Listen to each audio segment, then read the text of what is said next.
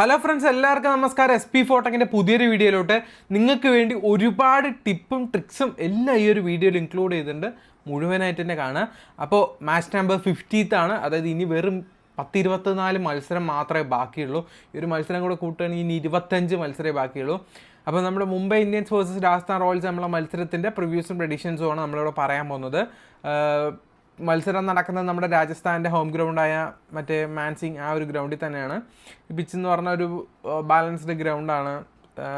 Slight ആയിട്ട് സ്പിന്നേഴ്സിന് നല്ല രീതിയിൽ സപ്പോർട്ട് ചെയ്യാറുണ്ട്. അതുപോലെ തന്നെ ചേസിങ് ടീമാണ് കൂടുതലും വിൻ ചെയ്യാറുള്ളത്. അതായത് ഫസ്റ്റ് ബോളിംഗ് ചൂസ് ചെയ്ത് വിൻ ചെയ്യുന്ന ടീമാണ് കൂടുതലും വിൻ ചെയ്യാറുള്ളത്. ടോട്ടൽ ഇവിടെ നടന്ന 60 മത്സരങ്ങളിൽ ഫസ്റ്റ് ബാറ്റിംഗ് വിൻ ചെയ്തത് 21 മത്സരങ്ങൾ, സെക്കൻഡ് ബാറ്റിംഗ് വിൻ ചെയ്തത് 31 മത്സരങ്ങളാണ്. കൂടുതലും 39 മത്സരങ്ങൾ സെക്കൻഡ് ബാറ്റിംഗ് ആണ് വിൻ ചെയ്യുന്നത്. അതുപോലെ തന്നെ നമ്മുടെ ഫസ്റ്റ് ഇന്നിങ്സ് ആവറേജ് സ്കോറായിട്ട് നമ്മൾ കണക്കാക്കപ്പെടുന്നത് 165 റൺസ് എബോവ് ആണ്.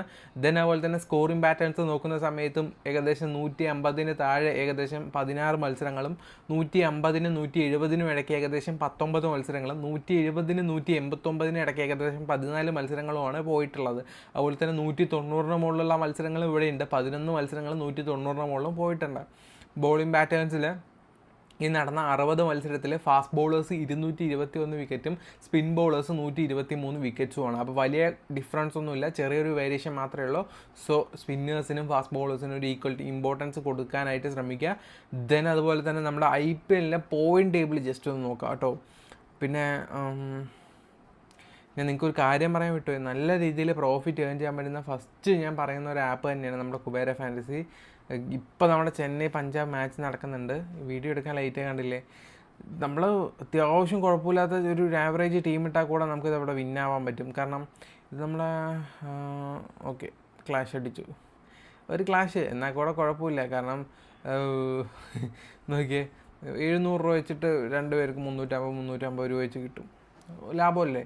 ദെൻ അതുപോലെ തന്നെ ബാക്കിയുള്ള കോൺടെസ്റ്റുകളൊക്കെ നോക്കിക്കഴിഞ്ഞാൽ എല്ലാം അത്യാവശ്യം നല്ല പ്രോഫിറ്റ് ഏൺ ചെയ്യാൻ പറ്റുന്ന കോൺടെസ്റ്റ് തന്നെയാണ്. കാരണം അത്രയും കുഴപ്പമില്ലാത്തൊരു ആവറേജ് ടീമായാൽ കൂടെ നമ്മളൊക്കെ അത്രയും പ്രോഫിറ്റ് കിട്ടുന്നുള്ളതാണ് ഇവിടെ നമുക്ക് പറഞ്ഞു വരുന്നത്.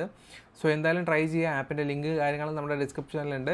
നമ്മൾ പറഞ്ഞു വന്നത് നമ്മളെ ഗ്രൂപ്പിലോട്ട് കയറി ജോയിൻ ചെയ്യുക കേട്ടോ. നമ്മുടെ ടെലിഗ്രാം ഗ്രൂപ്പിൽ ഇട്ട ആ ഒരു ടീം തന്നെയാണ് ഞാൻ ഇവിടെ ഇട്ടത്. സോ എന്തായാലും കയറി ജോയിൻ ചെയ്യാൻ ശ്രമിക്കുക. ദെൻ അപ്പോൾ നമ്മളിപ്പോൾ നോക്കാൻ പോകുന്നത് IPL പോയിന്റ് ടേബിളാണ്. നമ്മുടെ മുംബൈ ഇന്ത്യൻസ് രാജസ്ഥാൻ റോയൽസിൻ്റെയും പോയിന്റ് ടേബിൾ ജസ്റ്റ് നോക്കാം.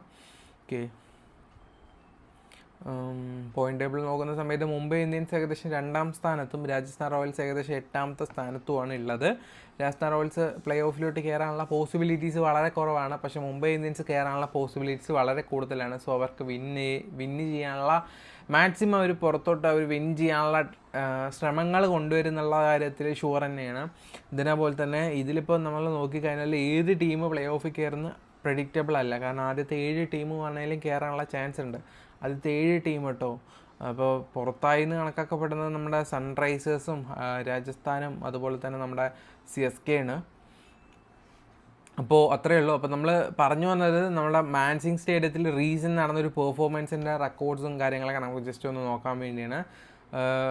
നമ്മുടെ രാജസ്ഥാനും അതുപോലെ തന്നെ GT നമ്മൾ റീസെൻ്റായിട്ട് കഴിഞ്ഞ ദിവസം നടന്ന നമ്മുടെ വൈഭവ് സൂര്യവംശി ഏകദേശം 101 റൺസ് എടുത്തില്ല. അദ്ദേഹത്തിൻ്റെ ഒരു മാച്ച് ആയിരുന്നില്ല, ആ ഒരു ഗ്രൗണ്ട് തന്നെയാണ്. ഫസ്റ്റ് ഇന്നിങ്സ് നമ്മുടെ GTക്ക് ആയിരുന്നു. നല്ല രീതിയിൽ റൺസ് സ്കോർ ചെയ്തു. ഫസ്റ്റ് പാർട്ട്ണർഷിപ്പ് നല്ല രീതിയിൽ പ്ലേ ചെയ്തുകൊണ്ടാണ് റൺസ് അത്രയും വന്നത്.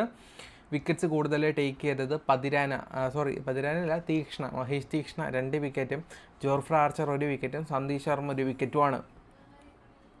ദെൻ അതുപോലെ തന്നെ ഇപ്പുറത്തോട്ട് ഇന്നിങ്സിലോട്ട് നോക്കിക്കഴിഞ്ഞാൽ റാഷിദ് ഖാൻ 1 വിക്കറ്റും പ്രസിദ്ധ് കൃഷ്ണ 1 വിക്കറ്റുമാണ് ഇവിടെ ആകെ എടുത്തിട്ടുള്ളത്. അപ്പോൾ ടോട്ടലി നമ്മൾ ഈ ഒരു ഗ്രൗണ്ടിനെ പറ്റി പറയുകയാണെങ്കിൽ സ്പിന്നേഴ്സ് 3 വിക്കറ്റും ഫാസ്റ്റ് ബോളേഴ്സും 3 വിക്കറ്റുമാണ് ഈ ഒരു ഗ്രൗണ്ടിൽ എടുത്തിട്ടുള്ളത്.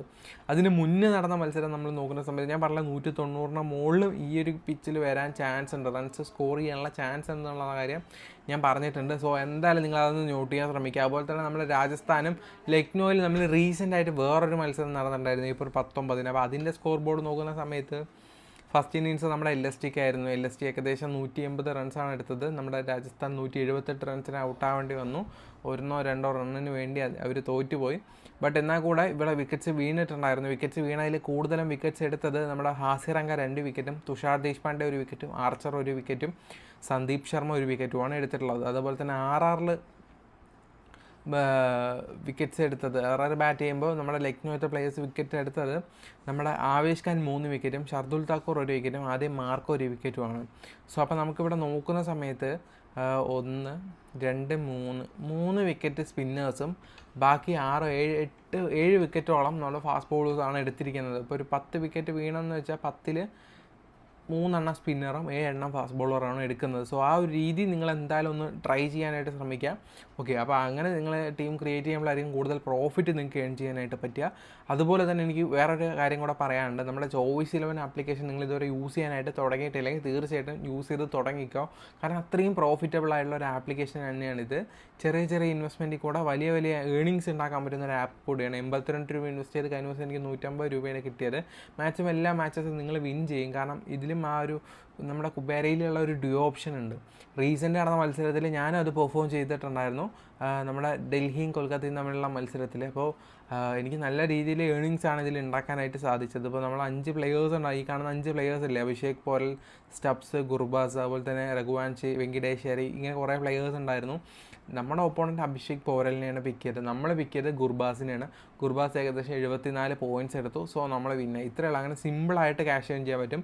ഡ്യുവോ പ്രോ ഉണ്ട്. ഇത് 2 പ്ലെയേഴ്സിന് അറ്റ് എ ടൈം ചൂസ് ചെയ്തിട്ട് കളിക്കുന്ന ഒരു ഓപ്ഷനാണ്. നമ്മൾ സുനിൽ നരേനെയും മിച്ചൽ സ്റ്റാർക്കിനെയാണ് കഴിഞ്ഞ ദിവസം എടുത്തത്. നമ്മുടെ ഓപ്പോണൻസൊക്കെ ബാക്കിയുള്ള ബൗളേഴ്സിനെയാണ് എടുത്തിരിക്കുന്നത്. അപ്പോൾ നമ്മൾ വിന്നായി. ഏകദേശം 99 രൂപ കൊടുത്തിട്ട് നമുക്ക് 350 രൂപയുടെ 350 രൂപ കിട്ടിയത് അത്യാവശ്യം നല്ല പ്രോഫിറ്റാണ്. ആ ഒരു സെയിം ഓപ്ഷൻ നമ്മുടെ ഈ ഒരു ചോയ്സ് 11 കേട്ടോ. ഈ കോപ്പ് എന്ന് പറയുന്ന സംഭവമാണ്. സോ എന്തായാലും ട്രൈ ചെയ്യുക. ഡിസ്ക്രിപ്ഷൻ ബോക്സിൽ ലിങ്ക് ഉണ്ട്.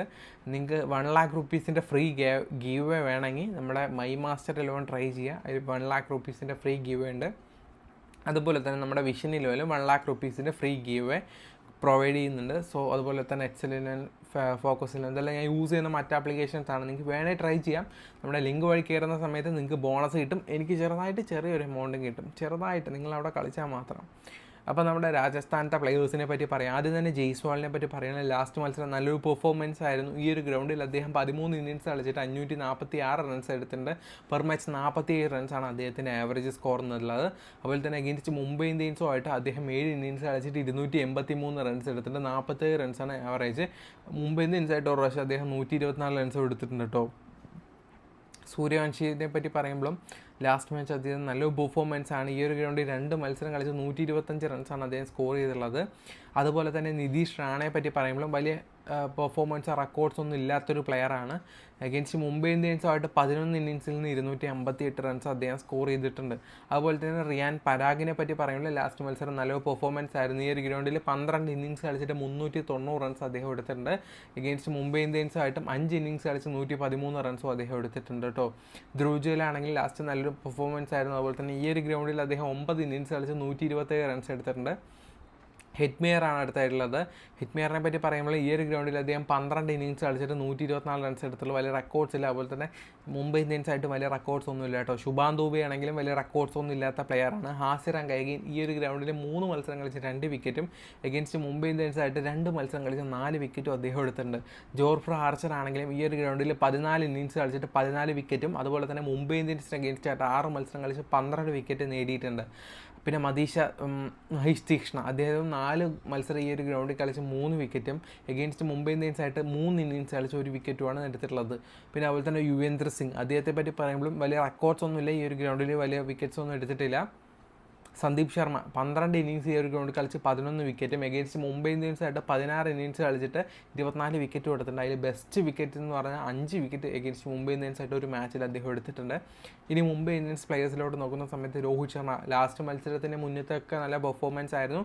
എപ്പോൾ വേണമെങ്കിലും അദ്ദേഹം കളിക്കുക. ഈ ഒരു ഗ്രൗണ്ടിൽ 6 ഇന്നിങ്സ് കളിച്ച് 31 റൺസ് എടുത്തുള്ള വലിയ റെക്കോർഡ്സ് ഇല്ലാത്ത പ്ലെയറാണ്.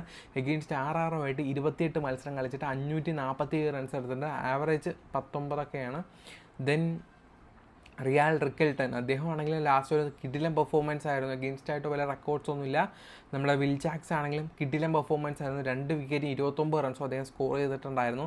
സൂര്യകുമാർ യാദവ് ഈ ഒരു ഗ്രൗണ്ടിൽ 3 ഇന്നിങ്സ് കളിച്ച് 116 റൺസ് എടുത്തിട്ടുണ്ട്. അഗെയിൻസ്റ്റ് RRമായിട്ടും 14 ഇന്നിങ്സ് കളിച്ചിട്ട് 464 റൺസും അദ്ദേഹം സ്കോർ ചെയ്തിട്ടുണ്ട്. തിലക് വർമ്മയാണ് അടുത്തതായിട്ട് പറയാനുള്ളത്. ബാറ്റിംഗ് കൂടുതൽ മത്സരങ്ങളും കിട്ടാറില്ല, പക്ഷേ കിട്ടിയ മത്സരങ്ങൾ ഈ ഒരു പിച്ചിൽ ഒരു പ്രാവശ്യം കിട്ടിയിട്ടുണ്ടായിരുന്നു. 65 റൺസ് അദ്ദേഹം എടുത്തിട്ടുണ്ടായിരുന്നു. അഗെയിൻസ്റ്റ് RRമായിട്ട് 5 ഇന്നിങ്സ് ഇന്നിങ്സ് കളിച്ച് 222 റൺസും അതിൽ ആവറേജ് റൺസ് അദ്ദേഹത്തിന് 55 കേട്ടോ. അതുപോലെ തന്നെ ഹർദിക് പാണ്ഡ്യ ആണെങ്കിലും 4 ഇന്നിങ്സ് ഈ ഒരു ഗ്രൗണ്ടിൽ കളിച്ച് 76 റൺസും 3 വിക്കറ്റുമാണ് നേടിയിട്ടുള്ളത്. എഗെയിൻസ്റ്റ് ആറാറുമായിട്ട് 15 ഇന്നിങ്സ് കളിച്ചിട്ട് 488 റൺസും 11 വിക്കറ്റ്സും അദ്ദേഹം നേടിയിട്ടുണ്ട്. നമാന്തീറിന് വലിയ റെക്കോർഡ്സ് ഒന്നുമില്ല. അതുപോലെ തന്നെ ബോഷ് എന്ന് പറഞ്ഞാൽ പുതിയൊരു ബോളറാണ്, കോർബിൻ ബോഷ്. അദ്ദേഹമാണെങ്കിലും ലാസ്റ്റ് മത്സരം 20 റൺസും 1 വിക്കറ്റ് നേടിയിട്ടുണ്ടായിരുന്നു. അതുപോലെ തന്നെ ദീപക് ചഹാർ ഈ ഒരു ഗ്രൗണ്ടിൽ ഒരു മത്സരം കളിച്ച് 2 വിക്കറ്റും എഗെയിൻസ്റ്റ് ആറാറുമായിട്ട് 6 മത്സരം കളിച്ച് 9 വിക്കറ്റ് നേടിയിട്ടുണ്ട്. ജാസ്പ്രീത് ബുംറ ഈ ഒരു ഗ്രൗണ്ടിൽ 3 മത്സരം കളിച്ച് 3 വിക്കറ്റും എഗെയിൻസ്റ്റ് ആറാറുമായിട്ട് 14 ഇന്നിങ്സ് കളിച്ചിട്ട് 17 വിക്കറ്റുമാണ് നേടിയിട്ടുള്ളത്. ട്രെന്റ് ബോൾട്ട് ആണെങ്കിൽ ഈ ഒരു പിച്ചിൽ 8 മത്സരം കളിച്ച് 6 വിക്കറ്റും എഗെയിൻസ്റ്റ് ആറാറുമായിട്ട് 8 മത്സരം കളിച്ച് 9 വിക്കറ്റ് നേടിയിട്ടുണ്ട്. കരൺ ശർമ്മ ഈ ഒരു ഗ്രൗണ്ടിൽ 3 മത്സരം കളിച്ച് 2 വിക്കറ്റ് എടുത്തിട്ടുണ്ട്. അഗെയിൻസ്റ്റ് ആറാറായിട്ട് 11 മത്സരം കളിച്ച് 11 വിക്കറ്റുമാണ് നേടിയിട്ടുള്ളത്. ഹെഡ് ടു ഹെഡ് റെക്കോർഡ്സ് നോക്കുന്ന സമയത്ത് ടോട്ടലി മുംബൈ ഇന്ത്യൻസ് രാജസ്ഥാൻ റോയൽസും 31 മത്സരങ്ങൾ കളിച്ചിട്ടുണ്ട്. അതിൽ രാജസ്ഥാൻ റോയൽസ് 15 പ്രാവശ്യം, മുംബൈ ഇന്ത്യൻസ് 16 പ്രാവശ്യമാണ് വിൻ ചെയ്തിട്ടുള്ളത്. കൂടുതൽ മുംബൈ ഇന്ത്യൻസ് ആണ് ഒരെണ്ണം കൂടുതലായിട്ടുള്ളത്. കൂടുതൽ ഈ ഒരു മാച്ച് മുംബൈ ഇന്ത്യൻസ് വിൻ ആവാനുള്ള പോസിബിലിറ്റീസ് ആണ് ഉള്ളത്. കാരണം അവരുടെ ഈ ഒരു ഫോമും അതുപോലെ തന്നെ അവരുടെ ഈ ഒരു കിടിലൻ പെർഫോമൻസും തന്നെയാണ്. ഓക്കെ, അപ്പോൾ നമുക്ക് ജസ്റ്റ് ഒരു പ്രിവ്യൂ ടീം ക്രിയേറ്റ് ചെയ്യാം. നമ്മുടെ മുംബൈ ഇന്ത്യൻസിൻ്റെയും അതുപോലെ തന്നെ എഗെയിൻസ്റ്റ് ആറാറുമായിട്ടുള്ള ഒരു പ്രിവ്യൂ ടീമാണ് ക്രിയേറ്റ് ചെയ്യുന്നത്. ഫസ്റ്റ് ഓഫ് ഓൾ ബൗളിങ്ങിന് തന്നെ തുടങ്ങാം. നമ്മുടെ ജാസ്പ്രീത് ബുംറയും ട്രെന്റ് ബോൾട്ടും തീർച്ചയായിട്ടും ടീമിലോട്ട് കൊണ്ടുവരിക. ജോർഫ്ര ആർച്ചറിനെയും ടീമിലോട്ട് കൊണ്ടുവരിക. ഓക്കെ, ദെൻ ഓൾറൗണ്ടേഴ്സിലോട്ട് നോക്കുകയാണെങ്കിൽ വിൽ ചാക്സ്, പരാഗ്, ഹർദിക് പാണ്ഡ്യ എല്ലാവരെയും കൊണ്ടുവരിക. പിന്നെ സൂര്യകുമാർ യാദവ് മസ്റ്റാണ്. അതുപോലെ തന്നെ രോഹിത് ശർമ്മ, അതുപോലെ നമ്മുടെ ജയ്സ്വാൾ. സൂര്യവംശി നന്നായി കളിക്കാനുള്ള പെർഫോമൻസ് വളരെ കുറവാണ്. പക്ഷേ മേ ബി അദ്ദേഹം ഒരു 5-10 ബോൾ നിന്നാൽ കൂടെ മിനിമം അദ്ദേഹം 50 റൺസ് അല്ല ഒരു 30 റൺസൊക്കെ എടുത്തു കഴിഞ്ഞാൽ പോയിൻ്റ് 50 കയറും. അപ്പോൾ അങ്ങനെ റിസ്ക് എടുക്കാൻ താല്പര്യമുള്ളവർ മാത്രം അദ്ദേഹത്തെ ഒഴിവാക്കുക. ഞാൻ അദ്ദേഹത്തിന് ചൂസ് ചെയ്യുന്നില്ല, കാരണം പുള്ളിക്കാരൻ കളിക്കാനുള്ള ചാൻസസ് വളരെ കുറവാണ്. ഓക്കെ, അതുപോലെ തന്നെ നമ്മുടെ ആറാറിന് വേറൊരു ബാറ്റിംഗ് പെർഫോമൻസ് ചെയ്യുന്ന ഒരു പ്ലെയർ വേണം. നിതീഷ് റാണ നല്ലൊരു ഓപ്ഷൻ തന്നെയാണ്. അതുപോലെ തന്നെ നിങ്ങൾക്ക് വേണമെങ്കിൽ ബോഷിനെ എടുക്കാം കേട്ടോ നമ്മുടെ. ഓക്കെ, അതുപോലെ തന്നെ വിക്കറ്റ് കീപ്പറിന് എന്തായാലും റിക്കിൾട്ടൺ നമുക്ക് തീർച്ചയായിട്ടും ടീമിലോട്ട് കൊണ്ടുവരാം. ക്യാപ്റ്റൻ വൈസ് ക്യാപ്റ്റൻ ഓപ്ഷൻ എല്ലാവരും ഹർദിക് പാണ്ഡ്യനെ, ഞാൻ ലാസ്റ്റ് നടന്ന എല്ലാ മത്സരങ്ങളും ഹർദിക് പാണ്ഡ്യനെ കൊടുക്കുന്നത്.